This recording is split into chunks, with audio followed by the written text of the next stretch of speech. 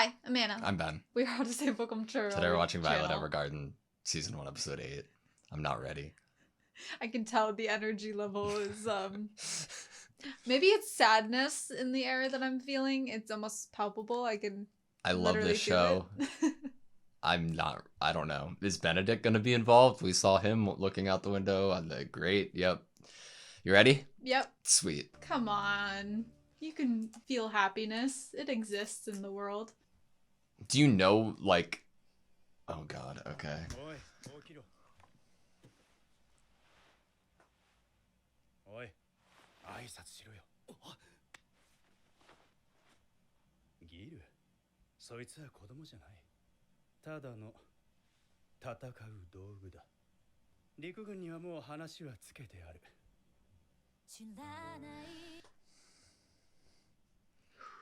War prisoner.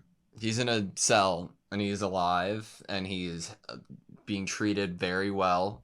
He's a war prisoner that's being treated very well.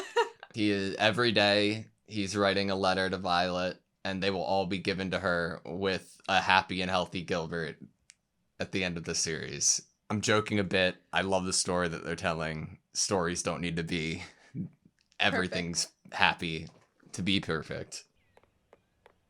The Navy.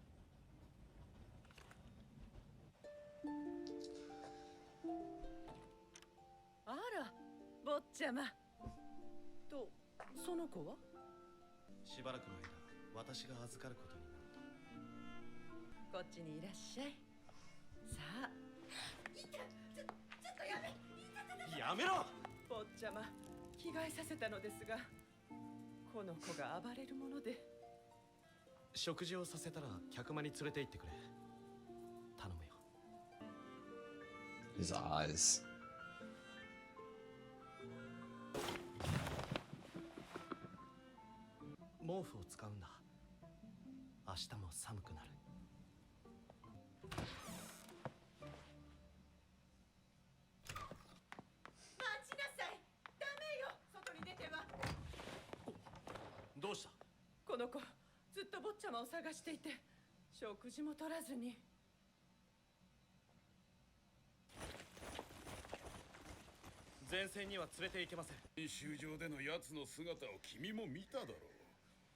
So did Hodgins.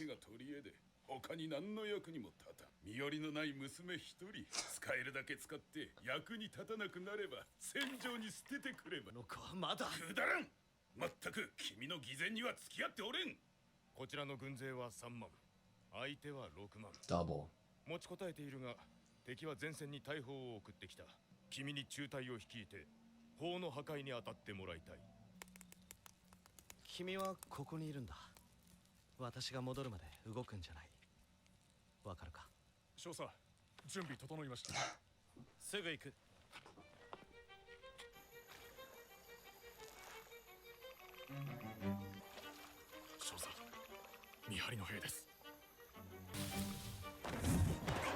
Jesus.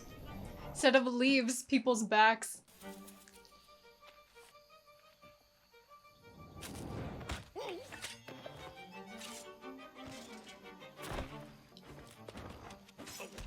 Oh my God. On fire.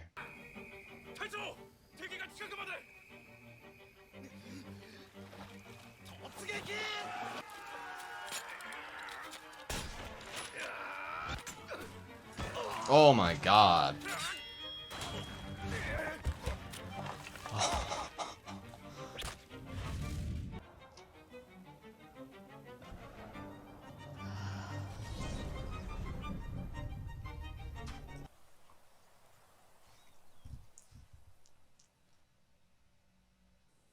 Wasn't that beautiful? はい。あなた。少佐はいらっしゃいますか。少佐はこちらにいらっしゃるのですよね。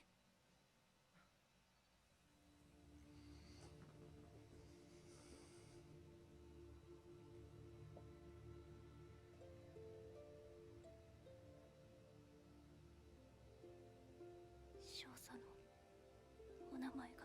バイオレットだ。君は道具ではなく、その名が似合う人になるんだ。バイオレット。言葉がわかるのか。少佐。君がバイオレットで、私が少佐だ。少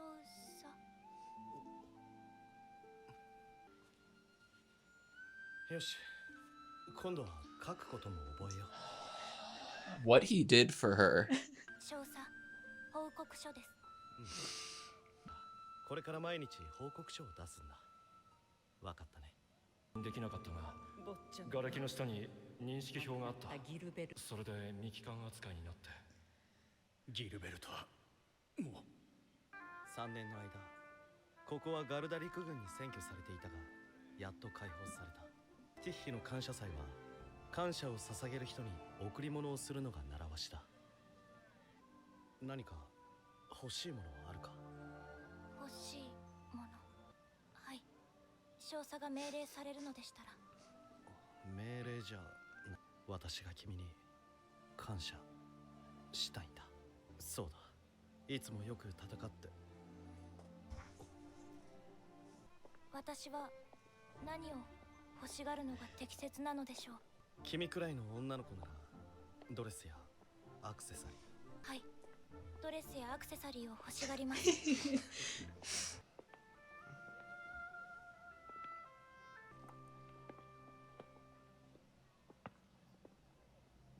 どうした？少佐の瞳があります。これを見た時のこういうのを何というのでしょう。どうです？美しいブローチでしょ。美しいは知りませんでした。綺麗と似ている言葉ですか？君の瞳と同じ色でなくてよかったのか？いいえ、これが一番美しいでした。言葉がわからなかったので言ったことはありませんが、少佐の瞳は出会った時から美しいです。少佐。ブローチを。はい。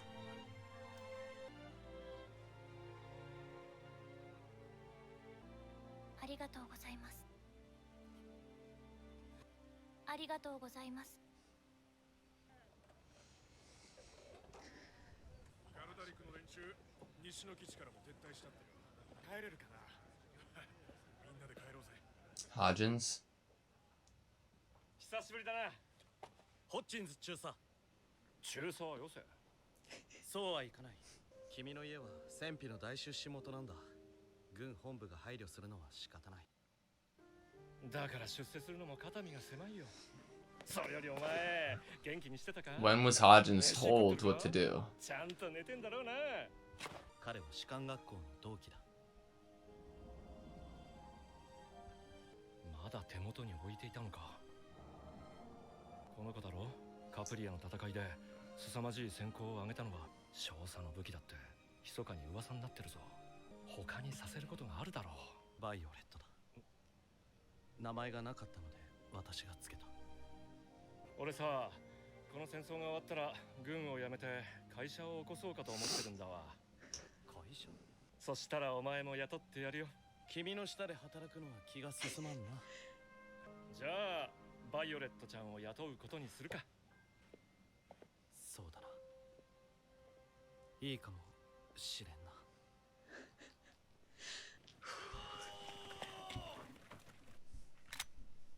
分される結果、ホッチンズ中佐のもとへ移されるのでしょうか。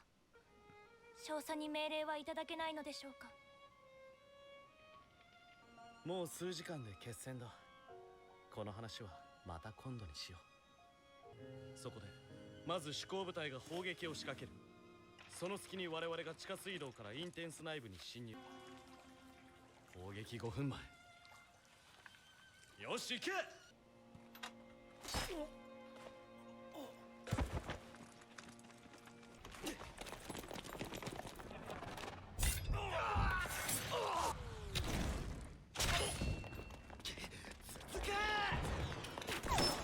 3班4班の残りの者は私と共に大聖堂を制圧する。ギルベルト、うまくやれよ。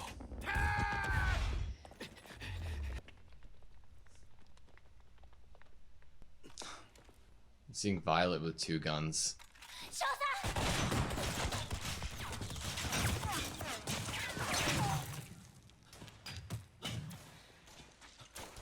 It's like it was an ambush.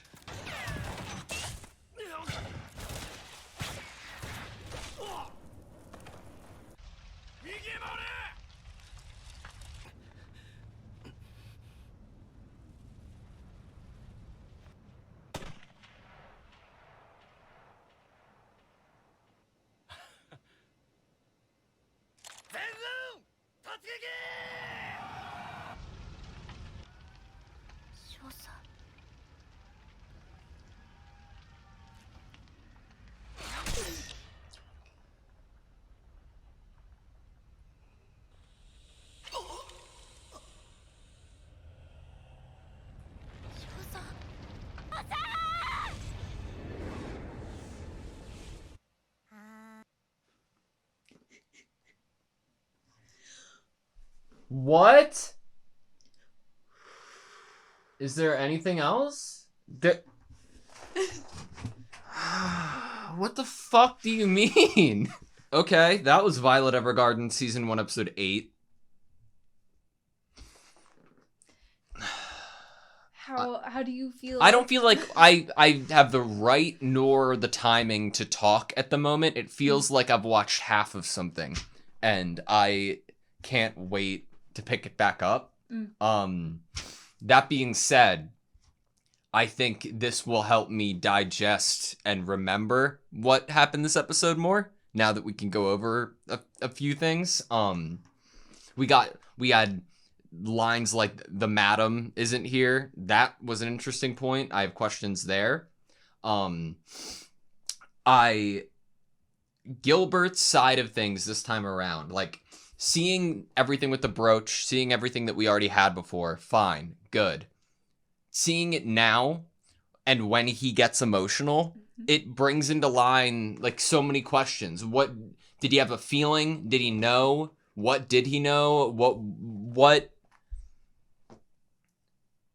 you know, where was his mind at? Right. I think that this show does a good job at showing how we wear a lot of people, even if it's intentional, unintentional, wear their emotions somewhat on their sleeve, their heart on their sleeve, and not everyone is very good at poker faces all the time. And so we get some interesting facial expressions, I would say, both from Gilbert. Hodgins is a great character that we can kind of like figure out what he's feeling or thinking from little expressions, but also Diethard, I think, in this episode. The look on his face, I think, is something that I would love to hear your take on how he was feeling when Violet ran and confronted him. I mean, a few things. I think disbelief in one. Almost like how dare you not know? Like, what the, you know? Mm-hmm. And I like, he continued to say, like, you're a tool, right? You're even emotional. Like, but when he relayed and it was cut off, the information that Gilbert is, yeah, there was a lot of pain, I feel like, in saying that. And almost, it seems like maybe a pained expression at seeing when he says, we don't see her face necessarily immediately when he says the line, like, how could you have that look on your face? Mm-hmm. And in one way, like, that's a cool line because it's like he could be saying it purely because, like, I thought you were non-emotional. I thought you were like this robotic weapon that didn't have the capability for everything that Gilbert was able to teach you. And would seeing Violet in standing in front of you and what she's become, I'm sure there's mixes of, my brother is missing in action, you're standing right in front of me, you were supposed to protect him, but also you're seeing the product of all of your brother's love and work, teaching this girl to read and write, giving her a name, giving her a life, protecting her, setting her up with this company, and helping her begin this journey of capability of feeling emotions. You're just an emotionless tool. How could you be sad? It's like, I like, it's, again, it's like disbelief in seeing something out of something you've already deemed like, oh, it could never experience that. And almost not, maybe that disbelief is even just not wanting to acknowledge. Yeah. Maybe that's a more comfortable place to exist for him. And it's also like, Gilbert saw something and put energy into something, and it showed results tenfold. Like, this is the example of it. But it was so hard for Gilbert to do so. Like, there was so much that he did. Like, every ounce of him felt pain and disgust every time he felt like he had to use Violet or did use Violet. But at the same time, there was so much that he put in to make sure that, like, he had 100% idea that there's no chance in hell Violet's dying from this. I don't think he puts in all of the work he does with, like, reading, writing, if he doesn't for sure have a vision that this is what I want her to be doing once she gets out of this shit, you know? Mm-hmm. I mean, we see that so many times he was looking for an out for her. Mm-hmm. He was looking for her to be sent elsewhere. Stay behind. He was even telling her to stay behind, but then she didn't heed his orders there. And I think they called it the Battle of Capria or something, where Hodgins asks if, like, she's, you know, kind of the person that wreaked havoc there. So time and time again, he was attempting to keep her out of harm's way. And then even towards the end with the Hodgins conversation, it seems almost funny in retrospect that he was like, oh, maybe Violet will work for me, you know? Yeah. Like, that interaction and Gilbert being like, yeah, maybe. It almost does give the energy that, like, Gilbert believes Violet's going to survive because he's going to ensure it, even if it costs him his life. Yeah. I know that whatever the assignment or command was, Violet would do it. I know that she was given the command to write a report every day and give it to the major. I understand that. Purely to practice writing. But to know after she, immediately after losing her arms and having them replaced, and upon seeing her wake up in episode 1, that dedication to immediately write, yeah, okay, command, but also what you said, everything behind the reason for Gilbert doing so, and the feelings that Violet has there are ridiculous to think about going back. When she comes to understand all that, like, she acknowledges and knows, obviously, like, oh, Gilbert's the one that taught me this, Gilbert's the one that gave me a name, but I feel like maybe some greater understanding of the love that goes into building her up in that way.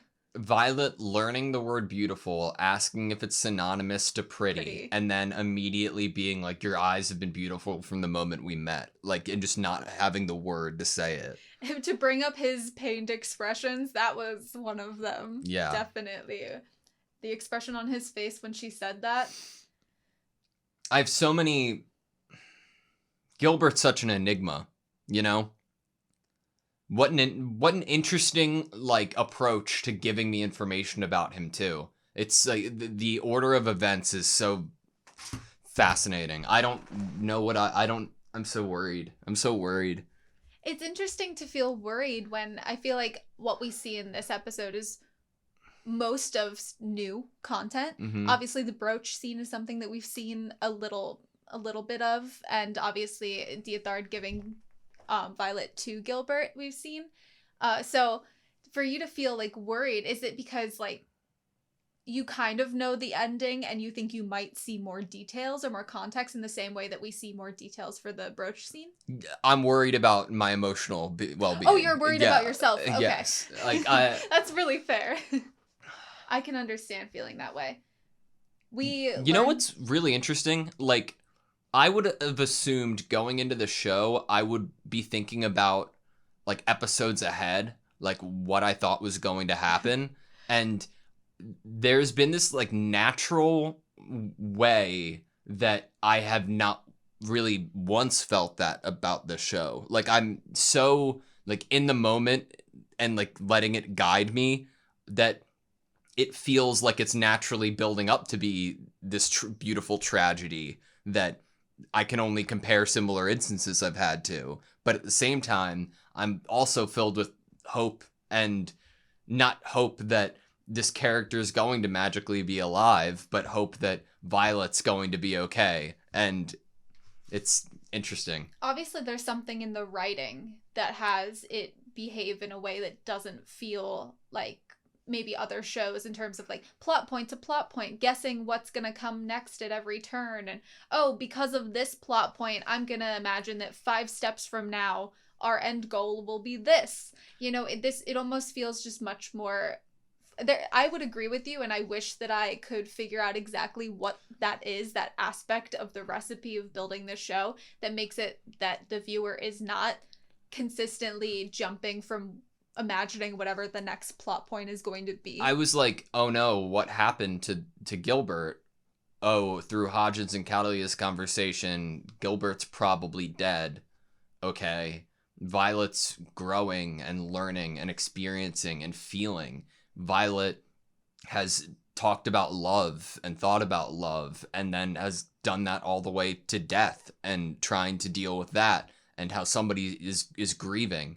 And then to let it fall here, like let this like explosion hit right after that. It's like the pacing or the decision making and when to put things and make things happen is right. I think crazy. That's a good topic for this episode, because what seemed to be in the episode prior that Kaguya was kind of questioning maybe why Hodgins hadn't said something sooner, but then in this episode she's like, you have the worst timing, like you know nothing about women, you know. So it makes you wonder, like, is that no one knew the right answer, and then as soon as something happens, an answer happens, and it doesn't feel amazing and you're seeing Violet be hurt, and then you're like, that was the wrong answer and we should have done things differently. But it's like no one probably would have known better of how to handle giving that information to Violet. Yeah. I don't think anyone was equipped with how to properly give this information, this heartbreaking information to her. And I feel like any lashing out to this person or that person that you feel like could have done something to prevent the hurt that you see now, even though you don't even know how they could have, is understandable. Because they all have come to love and care for her and understand her. Every person that we get within the Claudia Hodgins company has come to a great friendship and love with Violet. Yeah. Damn. How did you feel kind of learning about Hodgins in terms of his survival? He was placed because of his importance and outside of the military, his family's importance outside of the military. Not only can he start his own company, but he was placed in safer areas, in safer jobs within the military. And he says that's the only reason he has come to a higher rank. Yeah. Than Gilbert. It's an interesting note. It, I think, gives him a different perspective. He had some really interesting like lines of dialogue about Violet as well, and I thought that was interesting and probably comes from the environment that his experience of war is, you know, spread from that. I think that it can add to reading him as filled with guilt. Yeah. If not only filled with guilt through what Violet had to experience, and like he had said, not doing something for her, as coming from a place of he seemingly privilege within the military, then maybe he could have done something. Maybe he could have taken Violet in or earlier, or stopped it because of his, you know, family outside of the military, or just the guilt of being the survivor and being the one that was never put in harm's way over Gilbert. Yeah. Definitely gives a little bit of a deeper look into how Hajin feels, not only starting this company, but kind of taking on the job of caring for Violet. I don't have anything else to say. That's fair. I think I can understand why going into the next episode you feel like you're gonna see things that are just gonna make you sad. Yeah. But what did you say like 2 episodes ago? You're having some good cries here. Okay, this is way different. Yeah. This is way different than being able to watch a man who is an alcoholic, who's lost his family, be able to push past the trauma that's happened to him. That's one thing. This is another. Apologies for being so silent. I have nothing to say. I have one last thing, and it's purely based on what you just said, bringing up the storyline of last episode. We get Violet being called a god at the end of last episode, or synonymous to or similar to. And then in this episode, we're almost seeing Diethard's perception, which is maybe more demonic, more demon, more devil. Getting to see Violet in action, like, it's almost comparable to Vinland Saga Season 2. Like, it's beautiful animation, and it's if I had seen that isolated and know nothing about the show, I'd be like, yo, that girl looks awesome and she's badass, and like you'd almost be like, this is awesome. Yeah, like, this awesome. is so sick. Like, this is right up my alley, and now it hurts. And like, you don't want to see it. To see Gilbert look at Violet's eyes looking at that fire was so devastating. The burns that she's burning inside. But yeah, that scene of him just basically standing on the battlefield, like watching her. And we get him called a hypocrite in this episode. And I feel like in that moment, he's probably feeling it. Like, he can't stop her from being a weapon. He knows she's useless. So that's why he's giving her so much of otherness. But he is just like, the conflict within him as he's watching her kill all the enemies, but he's watching her kill. Yeah. So, yeah. Okay. Thank you guys so much for watching this video. Please like, comment, and subscribe, and we hope to see you next time.